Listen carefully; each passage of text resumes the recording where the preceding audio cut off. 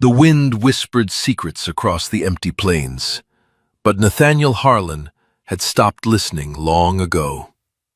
Until the day a wounded Apache girl stumbled onto his ranch and asked the one question that could break him. "Tell me, what do you want from me?" Nate stood in the doorway of his small wooden ranch house, the sun burning low behind the distant hills. The girl, Ishta, she would later whisper, was leaning against the corral fence like the world had already beaten her. Her dark hair was tangled with dirt and dried blood. One arm hung limp. Her clothes were torn. She looked like she had run 1,000 miles and still expected the next step to kill her. He didn't speak at first. He simply walked inside, came back with a tin cup of cool water, and set it on the ground near her feet. Then he sat on the old bench, far enough away so she wouldn't feel trapped. No questions, no demands, just water and silence. Ishta drank slowly. When the cup was empty, she looked straight at him with eyes that had seen too much. Her voice was soft but steady. "Tell me, what do you want from me?" The words hit Nate like a fist to the chest. He had heard that question before, in different voices, in different places.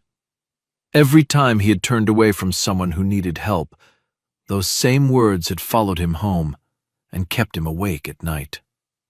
He rubbed the scar on his jaw and stared at the cracked earth. "Nothing," he said at last. "I don't want anything." She studied him for a long moment, then nodded once, as if she had decided to believe him for now. That night, Nate lay on his narrow bed and remembered the moment he had first seen her. 2 days earlier, on the dusty trail to town, he had watched 3 rough white men dragging Ishta and 2 other Apache prisoners behind their horses. The ropes bit into their wrists. The men laughed. Nate had gripped his rifle until his knuckles turned white. And then he had looked away, just like he always did. Just like the time he had ignored the cries from the burning cabin years ago. Just like the time he had left his own brother to face the outlaws alone. Turning away had kept him alive, but it had hollowed him out until he felt like an empty shell. This time, something inside him snapped. Under the cover of darkness, Nate rode back to their camp. He moved like a ghost. He fired shots into the air, scattered their horses, and shouted like a madman. Chaos exploded. The men cursed and ran for cover. In the confusion, Ishta broke free. She ran, she fell, she got up again. Nate found her collapsed behind a boulder, breathing hard, eyes wide with terror. "Come with me," he said quietly. "I won't hurt you." She stared at him, chest heaving. For a second, he thought she would run from him too, but something in his voice, maybe the same tiredness she carried, made her nod. He lifted her onto his horse and brought her to the ranch. The first weeks were quiet. Ishta spoke little. She slept in the small extra room, ate the simple food he left on the table, and always said "thank you," like she was borrowing every breath. Nate worked the land during the day and sat on the porch at night, watching the stars. He never pushed her to talk. He simply left space for her to exist. One evening, while he was mending a harness, his old shoulder wound started bleeding again. Ishta appeared without a sound. She cleaned the cut with gentle hands, using herbs she had gathered from the hills. Her touch was careful, almost afraid, but her eyes were kind. "You carry pain too," she said softly. Nate swallowed hard. "Yeah, more than I deserve." That was the first night they really talked. She told him how the men had taken her from her people. How they wanted Apache land and would use any excuse to steal it. How she had fought until they broke her body, but not her spirit. Nate told her about the mistakes that haunted him. Lives he could have saved if he hadn't been so scared of getting hurt himself. For the first time in years, the heavy weight in his chest felt a little lighter. They began to share small things. She helped him fix the leaky roof. He showed her how to milk the old cow. They worked side by side without needing many words. Sometimes she would hum an Apache song while stirring the pot. Sometimes he would catch her smiling when the sunset painted the sky gold. Slowly, the silence between them stopped feeling empty. It started feeling like home. But peace never lasted long on the frontier. One morning, Nate rode into town for supplies and heard the whispers. A dangerous tracker named Luther Strain was coming. He was famous for hunting runaways and collecting rewards, dead or alive. The townspeople were already sharpening their anger against the Apache. Ishta's face was on a wanted poster nailed to the general store wall. When Nate returned, he found Ishta packing a small bundle. Her hands shook. "I will go," she said. "I am a burden. They will come for me and hurt you too." Nate felt the old fear rise, the same fear that had made him turn away so many times before. But this time, he looked at her and saw not just a girl in trouble. He saw someone who had fought to live, just like he was trying to do. "No," he said, voice rough. "Not this time. I'm not running anymore, and you're not leaving to protect me." Ishta's eyes filled with tears. "Why? Why would you risk everything?" "Because I'm tired of being alone," he answered. "And because you make me remember what it feels like to care about someone again."